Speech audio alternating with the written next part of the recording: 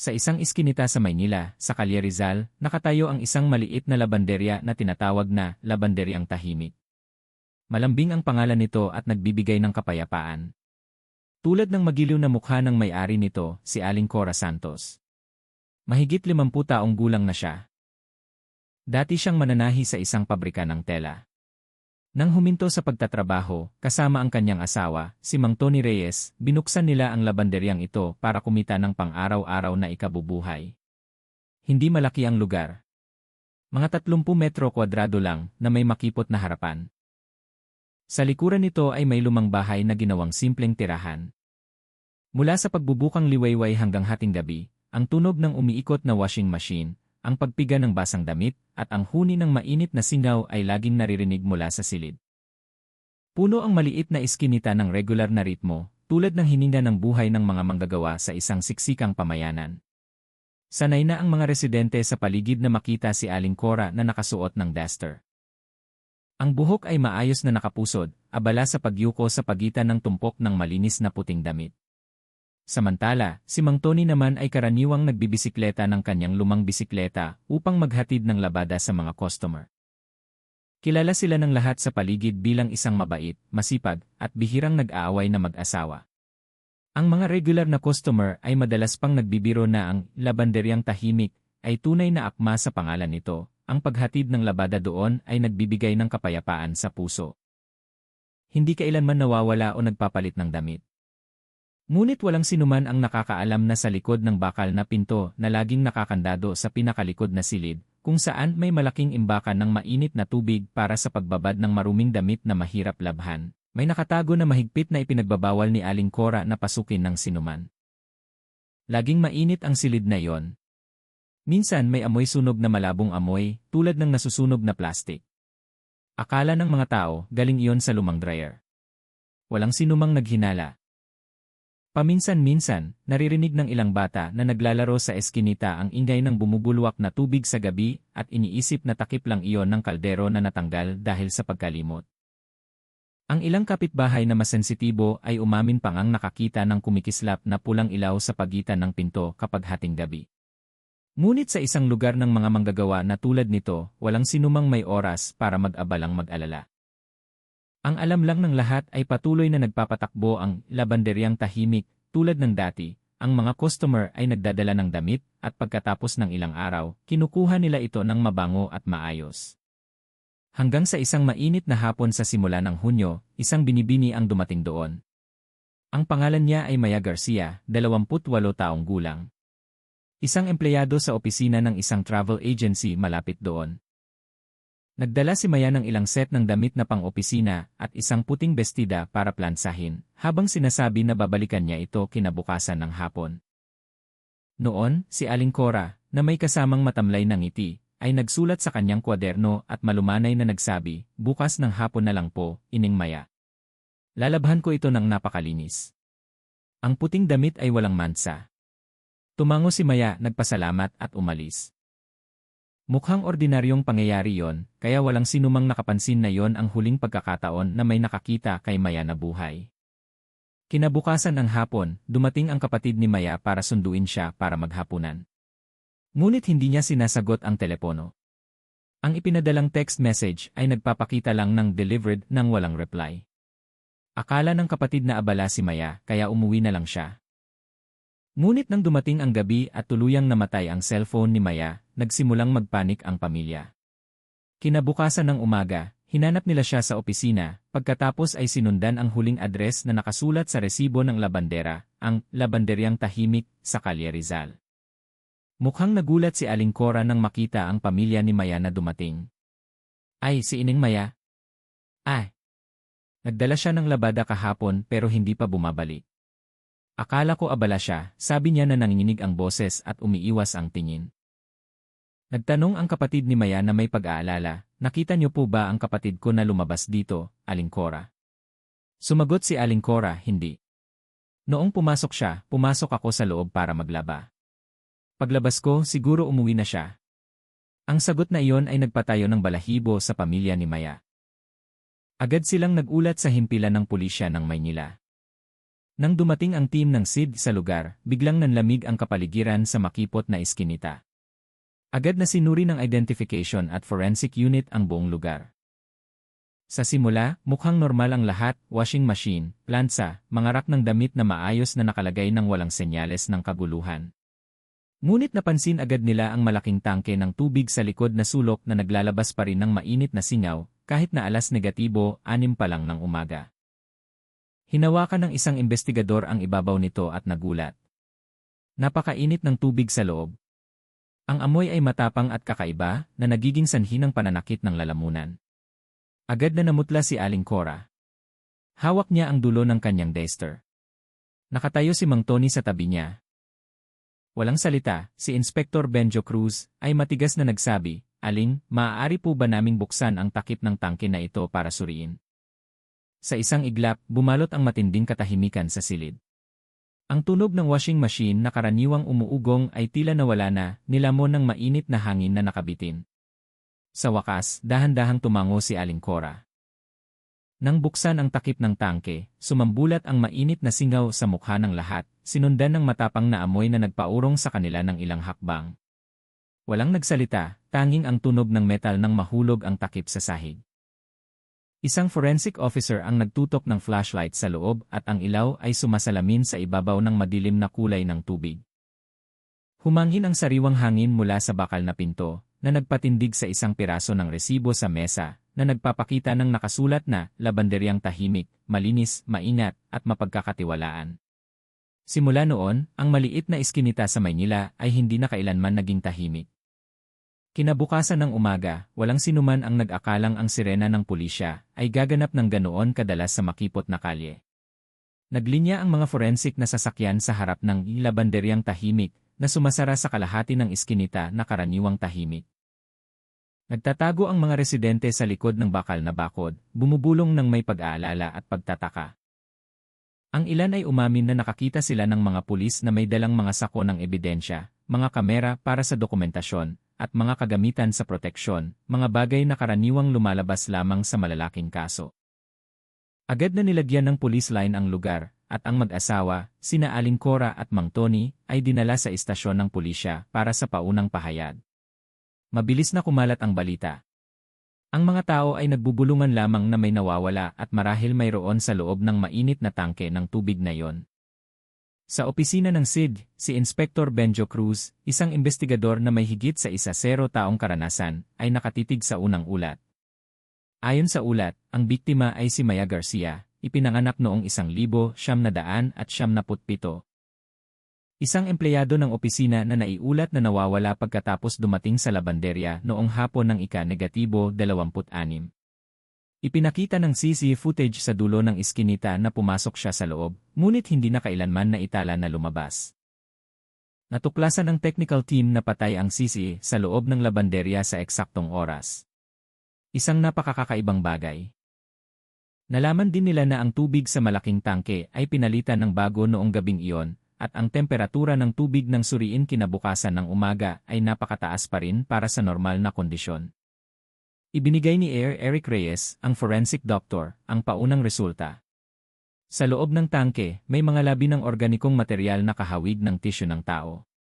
Kasalukuyan naming ginagawa ang DNA test. Agad na bumalot ang katahimikan sa silid. Inilagay ni Inspector Benjo ang mga papeles sa mesa, tinitigan ang sikat ng araw sa tanghali na tumatagos sa bintana, pagkatapos ay mahinang nagsabi, kung tissue nga ng tao iyan, ibig sabihin hindi na ito kaso ng nawawalang tao. Mula nang masabi ang mga salitang iyon, opisyal na idineklara ang labanderyang tahimik bilang crime scene ng pagpatay. Kinabukasan ng hapon, nang tanungin, si Aling Cora ay mukhang pagod at nawalan ng boses. Ang kanyang mukha ay maputla, ang kanyang mga kamay ay nanginginig. Wala akong alam. Naghatid lang si Ining Maya ng labada tapos umalis. Sirado ang washing machine, kaya pinatay ko ang kuryente.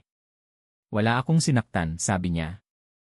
Kalmadong nagtanong si Inspector Benjo, sabi niyo pinatay niyo ang kuryente, pero bakit patay din ang CCS system sa parehong oras? Sino ang nag-ayos ng oras? Sagot ni Aling Cora na nauutal, hindi ko po naintindihan iyan, sir. Ang asawa ko po ang nag-asikaso ng lahat.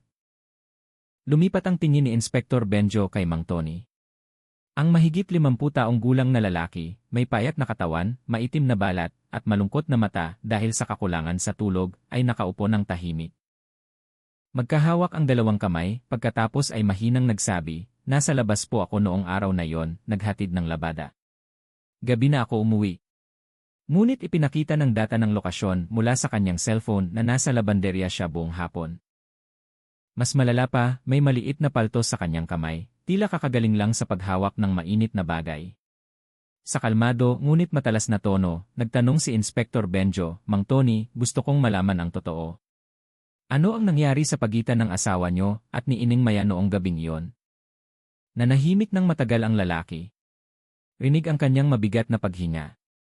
Gumagalaw ang kanyang mga mata sa pagitan ng takot at pagkalito. Sa wakas, bumulong siya ng paos, nag-away si Aling Cora at Ining Maya. Narinig ko silang nag-aaway tungkol sa pera. Lumabas ako sa likuran at nang bumalik ako, umiiyak na si Aling Cora. Wala na si Ining Maya. Agad na nanahimik ang silid ng pagtatanong. Isinulat ni Eric ang bawat salita at muling nagtanong, "Ano ang ibig sabihin ng wala na? Ano ang sinabi ng asawa nyo?" Sabi niya, umalis na raw siya. Huwag nang magtanong. Sagot niya na nakayuko ang ulo, mahigpit na nakakapit ang mga kamay. Sa ibang silid, patuloy na pinipilit ni Aling Cora na walang kasalanan. Kinabukasan ng gabi, bumalik ang forensic team sa labanderyang tahimik para sa karagdagang pagsisiyasat. Natagpuan nila ang isang piraso ng puting tela na nakasabit sa tubo ng paagusan ng tubig, materyal na kapareho ng bestida ni Maya, pati na rin ang ilang kagamitan sa paglalaban na mukhang sunog. Ang sahig sa likod ng mainit na tangke ng tubig ay nagpakita ng mga bakas ng basa at matapang na amoy ng kemikal, tila may nagtangkang burahin ang mga bakas. Mahabang nakatayo si Inspektor Benjo sa katahimikan bago magsalita sa kanyang mga kasamahan, hindi lang ito basta pagtatago ng bangkay. May nagtatangkang sirain ang lahat ng ebidensya. Ang mga salitang iyon ay nagpakilabot sa buong grupo. Samantala, sa labas, nagsimulang umulan ng ambon, kasama ang mahinang ugong ng lumang washing machine sa harap na silid. "Pinapunta ko siya para kumuha ng tubig," sabi ni Aling Cora na nanginginig ang boses. "Ang layunin ko ay ibabad para mawala ang mansa ng dugo sa sahig." Pagkatapos, naglakas loob ako. Natigilan ang kanyang pagsasalita. Pinutol ni Inspektor Benjo ang kanyang pahayag na may titig na kasimlamig ng bakal. "Aling, alam nyo ba ang sinasabi nyo? Gusto nyo lang ibabad para luminis. Pero sa totoo, tinatanggal nyo ang bakas ng katawan ng isang tao." Yumuko ang ulo ni Aling Cora sa mesa. Ang buong silid ay tila nalulunod sa katahimikan. Naririnig lamang ang mahinang tiktak ng orasan sa dingding. Sa labas ng silid ng pagtatanong, sinuri muli ni Eric ang mga dokumento sa pananalapi at natuklasan na si Aling Cora ay may malaking utang na halos ₱70,000 mula sa isang kilalang loan shark sa palengke. Sa mga huling araw, patuloy siyang pinipilit na magbayad at minsan ay tinakot pa. Samantala, tahimik ang kanyang negosyo sa labanderya. Halos walang customer. Si Maya, isang regular na customer na dati nang nagpahiram ng kaunting pera, ay ngayon ay dumating upang singilin ang kanyang utang. Ang pagtatalo ay nagsimula sa usapin ng pera, ngunit sa likod nito ay nakatago ang isang serye ng trahedya tungkol sa buhay ng mga mahihirap na tao na naipit sa kahirapan at kawalan ng pag-asa. Ang mga saksi sa maliit na eskinita ay tinawag para magbigay ng pahayag. Isang babae na nakatira sa tapat ng kalye ang nagsabi, "Noong gabing iyon, narinig ko ang tunog ng mga taong nag-aaway, tulad ng boses ni Aling Cora. Pagkatapos may tunog ng bagay na nahulog. Pagkatapos nito, tahimik ng halos kalahating oras. Pagkatapos, nakita ko ang manipis na usok at naamoy ang kakaibang amoy, halo ng malansa at sunog." Idinagdag ng isa pang saksi na lumabas si Mang Tony bandang -11 ng gabi, may dalang maliit na sako sa kanyang bisikleta, at bumalik pagkatapos lang ng 10 minuto. Agad na sinundan ng investigasyon team ang CCTV footage sa kalye, at natagpuan ang larawan ng lumang bisikleta ni Mang Tony na lumiko patungo sa isang tambakan ng basura sa tabi ng Ilog Pasig, sa eksaktong oras na kahina-hinala. Nang tanungin tungkol sa sako, mahinang sumagot si Mang Tony, "Hindi po ako naglakas loob na tingnan. Pinatapon lang po sa akin ni Aling Cora. Sabi niya, basura lang po ng labandera." Samantala, nagsagawa ng karagdagang pagsusuri ang forensic team sa likurang silid. Natagpuan nila ang isang bahagyang nasunog na cellphone na nakasiksik sa ilalim ng dryer. Matapos maibalik ang data nito, natuklasan ng mga 30 minuto bago nawala si Maya, naitala niya ang isang pag-uusap nila ni Aling Cora. Malinaw na naririnig ang boses sa recording. Gusto ko lang po sanang ibalik nyo ang perang ipinahiram ko sa inyo. Hindi po marami. 5,000 lang po. Bakit po kayo umiiwas? Huwag po kayong magsalita ng ganyan sa lugar na ito. Maliit na bagay lang po iyan. Huwag po ninyong pilitin ang tao ng labis. Pagkatapos nito, naririnig ang tunog ng bagay na nahulog, tunog ng tubig na natapon. Pagkatapos ay biglang huminto ang recording. Natagpuan din ng technical team ang maliit na mansa ng dugo sa ilalim ng mesa ng plansahan na kapareho ng iyong ng biktima. Ngayon, ang serye ng ebidensya ay bumubuo ng isang perpektong bilog ng walang butas sa depensa. Nang marinig ang resulta, umiyak ng malakas si Mang Tony. Samantala, si Aling Cora ay nakasandal lamang sa dingding na may blangkong tingin. Bumulong siya na parang nananaginip, akala ko kung lilinisin kong mabuti, mawawala ang lahat ng kasalanan. Pero habang nilalabhan, lalong lumalabas ang dumi. Nang gabing iyon, gabi nang umuwi si Inspector Benjo. Umupo siya sa harap ng makapal na folder, tinitigan ang larawan ng malaking tangke ng tubig sa pinangyarihan. Ang madilim na ibabaw ng tubig ay sumasalamin sa kumikislap na ilaw. Sa kanyang isip, patuloy na umuugong ang mga salita ni Aling Cora, anumang marumi ay dapat labhan ng malinis. Huminga siya ng malalim, sumulat ng isang maikling linya sa blotter, paunang motibo, pagtatalo sa pera. Huling aksyon, pagtatago ng bangkay upang takpan ang kasalanan. Isinara niya ang folder na may mabigat na tingin.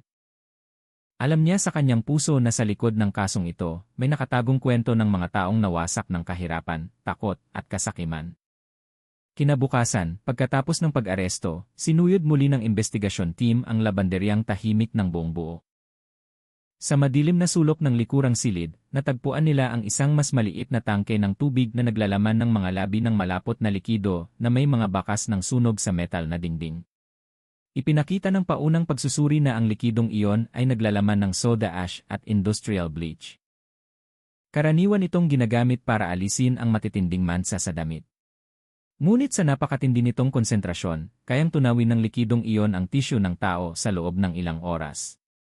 Pinagmasdan ni Inspector Benjo ang bawat detalye ng may matalim na tingin. Tiningnan niya ang tubo na nakakabit sa boiler. May tape na bagong-bago ang itsura, tila may nag-assemble at nag-disassemble ng nagmamadali. Sa sulok ng dingding, mayroon ding mga bakas ng tilamsik na bagong pintura. May nagtangkang magtago ng bakas, mahina niyang sabi, pero ginawa niya ito nang walang ingat. Mula sa resulta ng pagsusuri sa temperatura at oras, nalaman na ang tubig sa tangke ay pinainit bandang alas -30 ng gabi noong ika-26, eksaktong oras na pinatay ang sisi. Mas nagiging malinaw na ngayon ang kaso.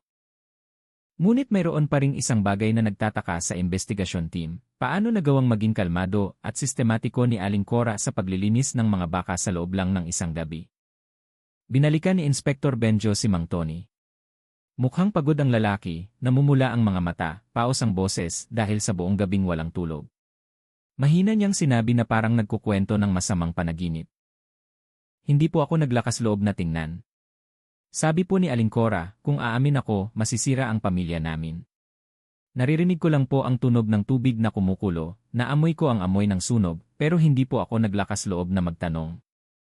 Tinitigan siya ni Inspector Benjo at kalmadong nagtanong, Mang Tony, alam niyo po ba kung kailan ikinabit ang boiler na yan? Mga 2 buwan na po yata, sagot niya. Sabi niya po, para mas mabilis daw ang labada at makatipid sa kuryente. Hindi ko inakala na ang boiler at ang hot water system na yon ay hindi pala luma, kundi bagong install. Ayon sa pahayag ng tagapag-ayos, si Aling Cora mismo ang humiling na palakasin ang kuryente upang kayanin ang matitinding dumi.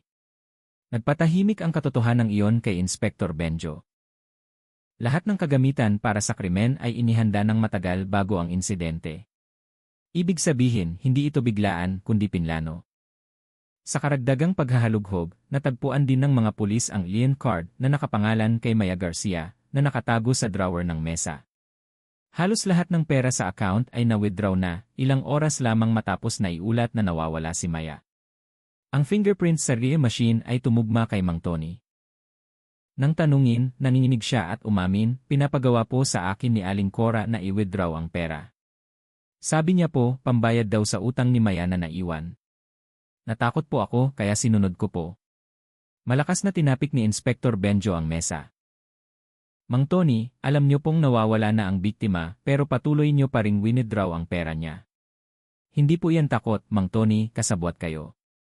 Yumuko si Mang Tony nang walang imik. Tumulo ang luha sa kanyang magaspang na kamay. Mayroon pa ring bakas ng lumang paso. Kinabukasan ng hapon, pinalawak ng investigasyon team ang paghahanap sa paligid ng Ilog Pasig, kung saan naitala ng sisiye si Mang Tony na nagtatapon ng sako. Matapos ang 2 oras na paghahanap, natagpuan nila ang isang malaking plastic bag sa ilalim ng tumpok ng lumang basura. Sa loob nito ay ang mga personal na gamit ni Maya, wallet, susi, at lay card ng empleyado. Lahat ng mga bagay na iyon ay binuhusan ng matapang na bleach para mawala ang amoy, ngunit ang kanilang mga natatanging bakas ay makikilala pa rin. Dinala ang mga bagay na iyon sa laboratorio, at ngayon, ang bawat piraso ng ebidensya ay sapat na upang muling buuin ang trahedyang pangyayari.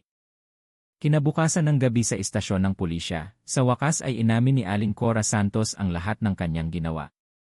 Sa kanyang pahayag, dahan-dahan niyang isinulat ang bawat salita. Hindi ko po intensyong pumatay. Gusto ko lang po siyang takutin. Pero nang makita ko siyang bumagsak ng walang galaw, nagpanik po ako. Akala ko po kung itatago ko, walang makakaalam. Gusto ko lang po ng katahimikan. Binasa ito ni Inspector Benjo at tinitigan siya ng matalim. Katahimikan sa pamamagitan ng pagkitil ng buhay ng isang tao, mahina niyang tanong. Yumuko ang ulo ni Aling Cora. Paos ang boses niya. Sana po noong gabing iyon, binigyan niya ako ng kaunting oras pa, o may nagtanong man lang kung kumusta ako. Siguro po hindi ko ito gagawin. Agad na nanahimik ang silid. Sa loob ng ilang segundo, nakita ng lahat hindi lamang isang mamamatay tao, kundi isang tao na nawasak ng kahirapan, takot, at kalungkutan. Pagkalipas ng 3 araw, isinagawa ng ENI Maynila ang isang press conference. Ang hotpot room ay sinalyuhan ng police line, at ang larawan ni Aling Cora Santos na may blankong tingin ay napuno ang mga balita.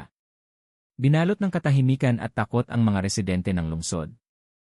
Simula noong gabing iyon, ang mga tao sa iskinita kung saan nakatayo ang labanderyang tahimik ay nanumpa na naririnig ang tunog ng lumang washing machine na umuugong na parang pag-iyak tuwing gabi. Walang sinumang naglakas loob na pumasok, kahit para lang kunin ang naiwang labada. Tinapos ng kasong iyon ang kabanata ng investigasyon, ngunit para sa mga nakasaksi, hindi pa talaga tapos ang kwento. Dahil sa mata ng mga residente, ang labanderyang tahimik ay nanatiling nakatayo na parang sugat na hindi gumagaling, nagpapaalala na may mga lihim na hindi kailanman malalabhan ng malinis ng mainit na tubig. Opisyal na isinara ang kaso na may kasong pagpatay at paglabag sa katawan ng tao. Ang parusang iminungkahi ng piskal ay maaaring umabot pa sa parusang kamatayan. Gayunpaman, isinaalang-alang ng piskalya ang ilang mga bagay na nagpapagaan ng parusa. Si Aling Cora Santos ay itinuring na tapat sa buong investigasyon, nagkaroon ng banayad na karamdaman sa pag-isip dahil sa trauma ng pamilya, at nabuhay sa matinding kahirapan sa ekonomiya. Nang iere ang balita sa telebisyon, nahirapan pa rin ang mga residente ng Maynila na maniwala. Naaalala pa rin ng lahat ang maliit na babae na may malambing na mukha na dati ay kilala bilang may-ari ng labanderyang tahimik, na ngayon ay sentro ng isang kakilakilabot na kaso ng pagpatay. Ang mga dating customer na madalas magdala ng labada doon ay umamin na hindi na nila kayang dumaan sa iskinita na yon. May nagsabi, tuwing gabi, naririnig ko pa rin ang tunog ng kumukulong tubig mula sa bahay na yon. Parang tunog ng kasalanan na hindi malalabhan ng malinis. Tinapos na ni Inspector Benjo Cruz ang lahat ng ulat. Ngunit hindi siya makatulog. Sa kanyang panaginip, nakatayo siya sa gitna ng makapal na singaw. Amoy sabon na halo sa amoy sunog. Umalinggaw ang boses ni Aling Cora mula kung saan, anumang marumi ay dapat labhan ng malinis. Nagising siya ng gulat. Basang-basa ang kanyang katawan sa pawis. Tumagos ang sikat ng araw sa umaga sa bintana, bumagsak mismo sa folder na may pulang nakasulat na Labanderyang Tahimik. Isinara ang folder. Ngunit sa puso ni Benjo, hindi pa talaga tapos ang kwento, dahil alam niya na ang marumi ay hindi pala dugo o tubig, kundi ang sandali na pinayagan ng tao na lumamig ang kanyang puso hanggang sa ituring na ang kasalanan ay mansa lamang na kayang burahin. Sa selda, tahimik na nakaupo si Aling Cora Santos, tinitigan ang kanyang mga kulubot at basag na kamay. Ang mga kamay na dati ay naglalaban ng daan-daang damit para sa iba, maingat na inayos ang bawat tupi. Ngayon ay nakakulong sa malamig na posas na bakal. Nararamdaman pa rin ang amoy ng sabon sa kanyang hininga, ngunit hindi na ito amoy kalinisan, kundi amoy ng kasalanan na hindi mawawala sa kaluluwa. Isang umaga, dumating si Inspector Benjo sa kulungan kasama ang isang opisyal. May dala siyang huling folder ng kaso. Ang kanyang tingin sa pagkakataong ito ay hindi na matigas tulad ng dati, kundi kalmado at puno ng habag. Umupo siya sa upuan sa tapat ni Aling Cora, nagsalita ng mahina. Aling Cora, kumpleto na ang kaso. Magaganap na ang paglilitis. May gusto po ba kayong sabihin? Yumuko si Aling Cora. Paos ang kanyang boses na parang kinakausap ang sarili. Hindi po ako umaasang mapapatawad. Gusto ko lang po na mabuhay ng tahimik si Mang Tony. At sana po, hindi na bumalik si Maya sa aking panaginip. Tinitigan siya ni Benjo. Nananaginip po kayo tungkol kay Maya. Tumango siya. Malabo ang kanyang matanda ng mga mata. Gabi-gabi, nakatayo siya sa tabi ng tangke ng tubig, hindi nagsasalita, tinitigan lang ako at nagtatanong, ano ang gusto mo? Hindi ako makasagot. Pagkatapos, itinaas niya ang kanyang mga kamay na parang inutusan akong labhan ang lahat ng malinis. Natakot ako. Nanahimik si Benjo. Alam niya. Iyon ang simula ng paglitaw ng pakiramdam ng pagkakasala mula sa loob ng puso. Dahan-dahan ngunit mas masakit kaysa sa anumang parusa. Samantala, nakakulong pa rin si Mang Tony dahil sa hinalang pagtulong sa pagtatago ng krimen. Ikinuwento niya sa mga opisyal ng kulungan na mula ng gabing nangyari ang insidente, tuwing ipipikit niya ang kanyang mga mata, naririnig niya ang tunog ng kumukulong tubig at ang tunog ng takip ng tangke na bumukas. Napanaginipan niya na nagbibisikleta siya sa basang kalsada sa hating gabi. Sa likuran niya, may amoy sabon na halo sa amoy sunog na kumapit sa kanyang buhok at balat. Tuwing magigising siya, umiiyak siya. Sabi niya, natatakot lang po ako kung may magtanong kung bakit ako tahimik noong gabing iyon. Hindi ko po alam kung ano ang sasabihin. Maikling isinulat ni Inspector Benjo sa ulat, ang suspect ay nagpapakita ng mga sintomas ng banayad na psychological disorder dahil sa matinding pagkakasala. Ngunit sa kanyang puso, alam niya na ang pinakamabigat na parusa ay hindi laging nagmumula sa korte, kundi sa pagpapahirap ng kalooban na bumabalot sa mga nabubuhay pa matapos magkasala. Dumating ang araw ng paglilitis. Puno ang hukuman sa Maynila ng mga residente at media. Tumagos ang sikat ng araw sa bintana, bumagsak sa maputlang mukha ni Aling Cora. Nakatayo siya sa gitna ng silid ng hukuman, nanginginig ang mga kamay. Malalim at pagod ang kanyang mga mata. Sa likurang bangko, mahigpit na hawak ng kapatid ni Maya ang larawan ng kanyang kapatid. Walang sigaw, tanging mahinang pag-iyak ang bumabasag sa katahimikan. Nang bigyan ng huling pagkakataon na magsalita, yumuko si Aling Cora. Halos pabulong ang kanyang boses. Alam ko po na mali ako, pero hayaan niyo po akong sabihin ang isang bagay. Hindi nagsimula ang aking kasalanan noong araw na pinatay ko siya, kundi noong araw na tumigil ako sa paniniwala na may tutulong sa akin. Simula noon, takot na lang ang natira.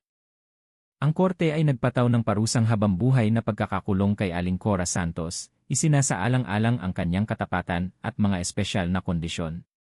Samantala, si Mang Tony Reyes ay nahatulan ng 8 taong pagkakakulong dahil sa pagtulong sa pagtatago ng krimen.